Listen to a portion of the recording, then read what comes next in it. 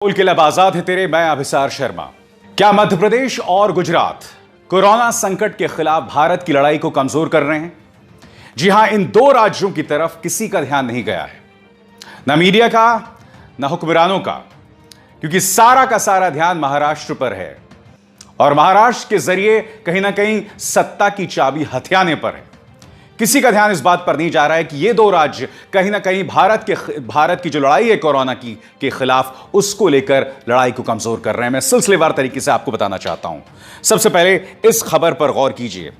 इस खबर के मुताबिक एक दिन में मध्य प्रदेश में कोरोना के केसेस में जो बढ़ोतरी हुई है वो रिकॉर्ड बढ़ोतरी हुई है।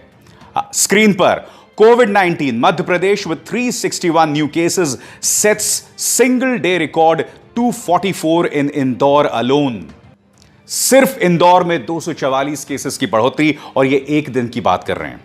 खबर क्या कहती है? Madhya Pradesh recorded huge surge in COVID-19 infections with 361 new cases reported on Thursday, the highest single day figure for any state so far.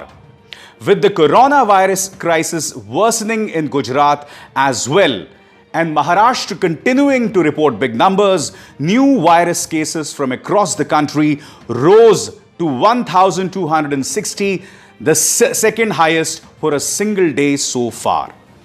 ये खबर ये कहती है कि महाराष्ट्र में स्थिति दूभर बनी हुई है, मगर मध्य प्रदेश और गुजरात, ये दो राज्य लगातार हालात यहां पर बद से बदतर होते जा रहे हैं। मध्य प्रदेश की पृष्ठभूमि में क्या हुआ आपको मुझे बताने की जरूरत नहीं है। जब इस जंग का सामना पूरा देश कर रहा था, वहां पर सत्ता परिवर्तन हो जाता है। नतीजा यह कि आज की तारीख में मध्य प्रदेश में कोई स्वास्थ्य मंत्री नहीं है। शिवराज सिंह चौहान, जो कि एक एबल एडमिनिस्ट्रेटर हैं, कम से कम 13 साल जो वो सत्ता में रहे, उसने इस बात को प्रमाणित किया, वो इस संकट का सामना करने में इस वक्त पूरी तरह से नाकाम साबित हो रहे हैं। और एक और जो खबर सामने आई है, जो कि दैनिक भास्कर ने चलाई है, यह अपने आप में बहुत चिंताजनक है। यह खबर क्या कहती है आपकी स्क्रीन पर? 10 किलो के पैकेट से निकल रहा है 2 से 3 किलो कम आटा। लोगों में हंगामा, यानी कि लोगों को जो सहायता पहुंचाई जा रही है उसमें भी घपला हो रहा है। कम से कम दैनिक भास्कर की खबर बता रही है, और यह खबर मैं आपको पढ़ के सुनाना चाहूंगा। साथ ही मैं आपको बता दूं, इस पर कांग्रेस की भी प्रतिक्रिया होगी और मध्य प्रदेश सरकार की भी प्रतिक्रिया। यह खबर क्या कहती है, मैं आपको पढ़ के सुना रहा हूं। कोरोना संक्रमण की महामारी से जूझ रहे जरूरतमंदों के हिस्से में राशन में भी गड़बड़ी करने से अधिकारी नहीं चूक रहे। ग्वालियर की खबर है ये।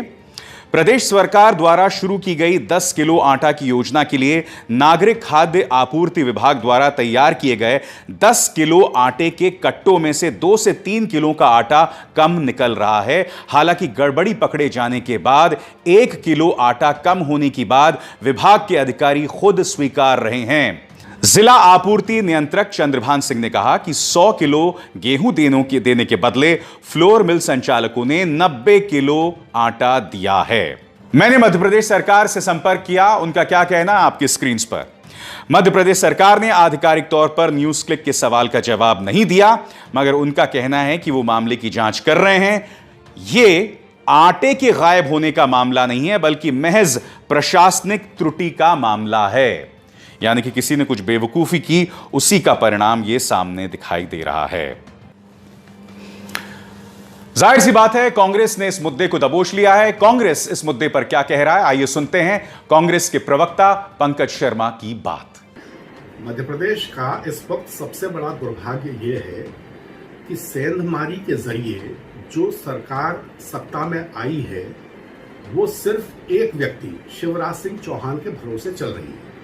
बाकी सब अधिकारी उस सत्ता को चला रहे हैं और जनप्रतिनिधियों की कोई भी भूमिका, कोई भी इन्वॉल्वमेंट सरकार चलाने में नहीं है। अगर जनप्रतिनिधियों का कोई भी इन्वॉल्वमेंट होता तो इस तरह की बात सामने आने का सवाल ही पैदा नहीं होता, क्योंकि अधिकारियों को तो जनता के पास वोट लेने जाना नहीं होता है। तो वो इंतजार करते हैं कि कोई ना कोई प्राकृतिक आपदा आए और उसमें जब अतिरिक्त धनराशि खर्च हो तो उनका भी काम चले। अब मान लीजिए एक थैली में 2 किलो आटा भी कम है, तो इसका मतलब ये हुआ कि 40 रुपए प्रति थैली की लूट की जा रही है। लाखों थैलियां आटे की बट रही हैं। तो अंदाज लगा लीजिए कि कितना बड़ा, कितने सैकड़ों करोड़ का ये घोटाला है। बात यहां कुछ और है। इस खबर के मुताबिक इंदौर में जितने भी केसेस हुए उनमें से एक का भी लिंक तबलीगी जमात से नहीं है। यानी कि मध्य प्रदेश में जितने भी बड़े केसेस सामने उभर कर आ रहे हैं और इंदौर जो कि एक बहुत बड़ा हॉटस्पॉट बना हुआ है, उसमें एक भी तबलीगी जमात का केस नहीं है। यानी कि मध्य प्रदेश प्रशासन के पास तबलीगी जमात को पर दोष मढ़ने के लिए भी अब वजह नहीं है, क्योंकि जैसे मैंने आपको बताया इस खबर के मुताबिक यहां पर एक भी लिंक तबलीगी जमात का नहीं है। तो ऐसा क्यों हुआ? क्या यह सवाल नहीं पूछा जाना चाहिए? क्योंकि यह एकमात्र राज्य है जहां की प्रमुख स्वास्थ्य सचिव ने अपने बेटे के ट्रैवल हिस्ट्री को छुपाया।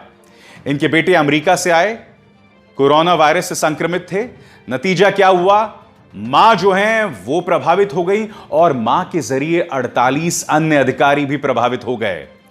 यह हो रहा है मध्य प्रदेश के अंदर, और एक ऐसे वक्त जब वहां एक राज्य सरकार बनी हुई थी, तब आपने कोरोना संकट के बीचों बीच वहां पर तख्ता पलट कर दिया, और ऐसे में पूरा जो एक तंत्र चला आ रहा था वो बिखर गया। आप खुद से सवाल पूछिए, क्या एक राज्य इस बात को अफोर्ड कर सकता है कि उसका कोई स्वास्थ्य मंत्री ही नहीं है? क्या यह अपने आप में एक बहुत बड़ी खामी नहीं है? अब हम बात करते हैं गुजरात की। गुजरात एक मॉडल राज्य, 1800 रसूख वाले गुजराती, इन्हें 25 बसों में ऋषिकेश से गुजरात ले जाया गया था। वो खबर याद है आपको? और इसमें गृह मंत्री अमित शाह और गुजरात के मुख्यमंत्री विजय रूपाणी ने एक बहुत बड़ा किरदार निभाया था। मगर गुजरात के अंदर फंसे जो उड़िया मजदूर हैं, उनकी हालत बद से बदतर हो गई है। जैसे कि मैंने कार्यक्रम की शुरुआत में बताया, 3 राज्य इस वक्त सबसे ज्यादा प्रभावित दिखाई दे रहे हैं। महाराष्ट्र जो कि फाइनेंशियल कैपिटल है, दूसरा मध्य प्रदेश और तीसरा गुजरात। गुजरात में तो कायदे से प्रॉब्लम होनी नहीं चाहिए थी, मगर गुजरात में ऐसा क्यों हुआ? सबसे पहले आपको यह समझना होगा कि फरवरी में आप जानते हैं कि ट्रंप का किस भव्य अंदाज में स्वागत किया गया। मैं नहीं जानता हूं कि प्रधानमंत्री ने डोनाल्ड ट्रंप को आखिर क्यों यह भरोसा दिलाया कि आपका स्वागत करने के लिए 50 लाख लोग मौजूद होंगे या 70 लाख लोग मौजूद होंगे। और आपने देखा मोटेरा स्टेडियम में कितनी बड़ी तादाद में वहां लोग मौजूद भी थे। अब क्या हो रहा है कि वहां पर जो बुनियादी स्वास्थ्य व्यवस्था है वो पूरी तरह से चरमरा गई है। सबसे पहले मैं आपको बताता हूं कि वहां पर जो हालात क्या हैं इस वक्त फिगर्स को लेकर, वो आपके स्क्रीन पर। हिंदू के पत्रकार महेश लांगा ने खबर ट्वीट की है। वो कहते हैं अभी अभी खबर मिली है कि गुजरात के अंदर कोरोना के केसेस में जबरदस्त उछाल आया है। 176 नए मामले आए हैं और 7 मौतें, जिसका अर्थ यह हुआ कि कुल अब तक 1272 मामले और 48 मौतें। आज 176 केसेस में से 143 सिर्फ अहमदाबाद से हैं। इसका मतलब यह हुआ कि अहमदाबाद शहर में कुल 765 मामले और 25 मौतें। यह हाल है गुजरात की। अब मैं आपका ध्यान खींचना चाहूंगा उस खबर की ओर जो मैंने कुछ देर पहले आपको बताई कि वहां पर करीब 2.5 लाख उड़िया मजदूर फंसे हुए हैं और वो बद से बदतर हालात में जीने को मजबूर हैं। आपकी स्क्रीन पर सामंतरे, जिन्होंने हिंदू को दिए गए इंटरव्यू में कहा है कि केंद्र सरकार द्वारा दिए गए दिशा निर्देशों के बावजूद गुजरात सरकार ने वहां फंसे माइग्रेंट मजदूरों के लिए कुछ नहीं किया है। उन्होंने उड़ीसा सरकार से अपील की है कि यह मामला गुजरात सरकार के साथ उठाएं और जिन बदतर हालात में वहां पर मजदूर रुके हुए हैं उसके बारे में कुछ किया जाए। मैं आपको बताना चाहूंगा कि एक नहीं बल्कि 2 बार मजदूर सड़कों पर आए थे। वो तस्वीर आपको याद है जब गुजरात के अंदर, सूरत के अंदर मजदूर सड़कों पर आ गए थे और उन्होंने आग लगा दी थी कई दुकानों को गुस्से में आकर। और ये एक नहीं 2 बार वो सड़कों पर उतरे थे। मगर मीडिया के दोहरे मापदंड देखिए। बांद्रा में जब मजदूर पहुंच जाते हैं अपने घर जाने के लिए, और वो अफवाह किसी और ने नहीं बल्कि मीडिया ने फैलाई होती है, वही मीडिया जो सुबह यह अफवाह फैलाता है कि ट्रेनें चल रही हैं और शाम को अपने चैनल्स पर क्या कहता है कि बांद्रा के पास जो मजदूर हैं, जो मुसलमान बसे हुए हैं, क्या उनके चलते ये मजदूर वहां इकट्ठे हुए। यह मीडिया का किरदार था मुंबई को लेकर, महाराष्ट्र को लेकर। मगर ये मजदूर एक नहीं दो दो बार सड़कों पर आए। इनकी आवाज आप कहीं नहीं सुनेंगे सिवाय न्यूज क्लिक के मंच पर। आज मैं आपसे सवाल पूछ रहा हूं, ये दोहरे मापदंड क्यों? आखिर गुजरात को लेकर हमने अपनी आंखें क्यों मूंद ली हैं? मैं आपको बताना चाहूंगा इस मुद्दे पर विदेश मंत्रालय के पूर्व राजनयिक और प्रवक्ता एम्बेसडर केसी सिंह क्या कह रहे हैं। एम्बेसडर केसी सिंह कहते हैं, मैंने बार बार लिखा है कि जब विश्व स्वास्थ्य संगठन ने 11 मार्च को कोरोना संकट को पैंडेमिक घोषित कर दिया था, 11 मार्च को, तो आने वाले कुछ दिनों तक भारतीय जनता पार्टी लगातार मध्य प्रदेश में सत्ता परिवर्तन की कोशिश करती रही। नतीजा क्या हुआ कि हमने बहुत बेशकीमती वक्त बर्बाद कर दिया। जो मजदूर 24 तारीख के बाद अपने घर को जाने के लिए मजबूर हो गए थे पैरों पर, इन्हें कायदे से 13, 14 और 15 मार्च को निकल जाना चाहिए था। एम्बेसडर सिंह और क्या कहते हैं?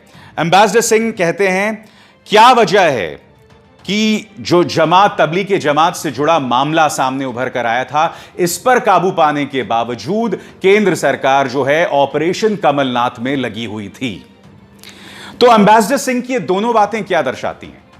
ये दर्शाती हैं कि कहीं ना कहीं ये दोनों राज्य भारत की इस लड़ाई को कमजोर कर रहे हैं और इनकी तरफ किसी का ध्यान नहीं जा रहा, ना मीडिया का ध्यान, ना केंद्र सरकार का ध्यान, और साफ तौर पर कई मुद्दों पर दोहरे मापदंड नजर आ रहे हैं। सच तो यह है कि इस पूरी लड़ाई में मध्य प्रदेश और गुजरात जैसे राज्य जो हैं भारत की कमजोर कड़ी दिखाई दे रहे हैं।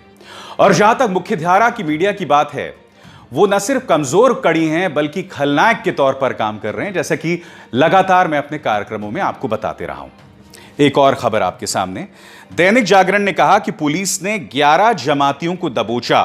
नेपाल से आने वाले 11 जमातियों को दबोचा गया। यह खबर किसी और ने नहीं बल्कि दैनिक जागरण ने चलाई थी कि 5 मार्च को ये लोग आए थे और सभी ने खुद को जमाती बताया।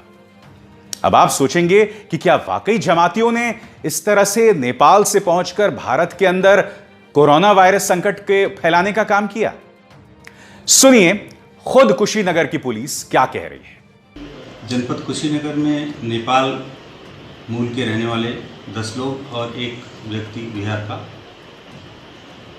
परसों पुलिस को, तुर्कपट्टी पुलिस को मिले थे, जिनके विरुद्ध लॉकडाउन का उल्लंघन करने के आधार पर अभियोग पंजीकृत किया गया था और उन्हें आइसोलेट करके उनके सैंपल लिए गए थे।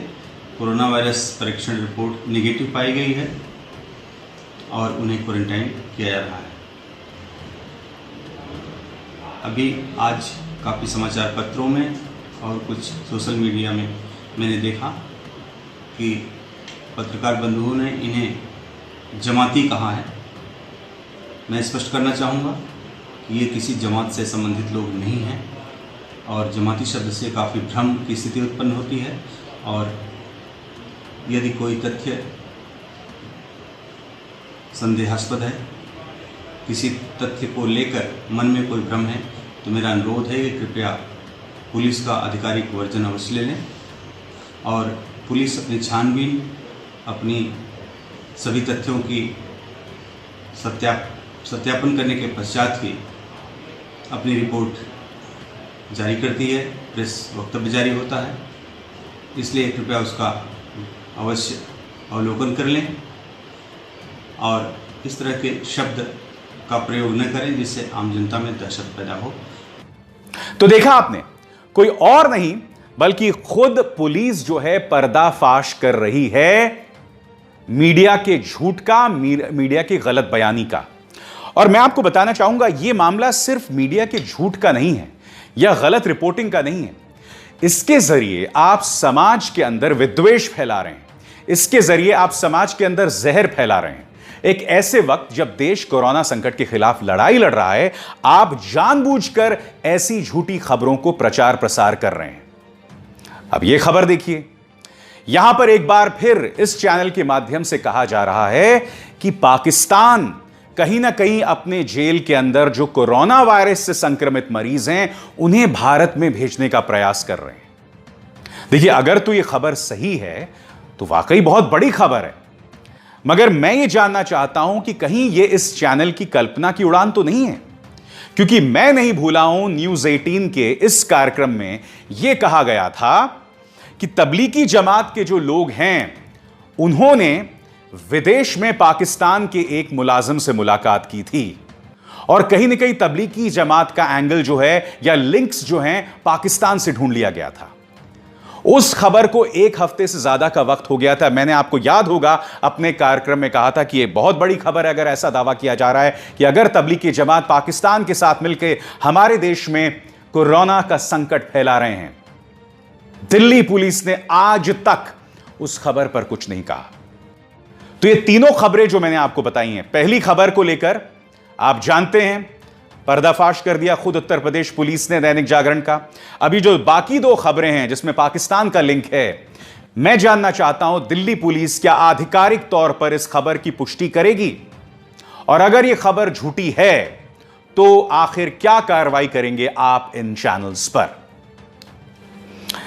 बोल की आजाद है तेरे में बस इतना ही। मेरे आप सबसे अपील कि इस कार्यक्रम को ज्यादा से ज्यादा लोगों तक पहुंचाएं, इसे लाइक करें, शेयर करें।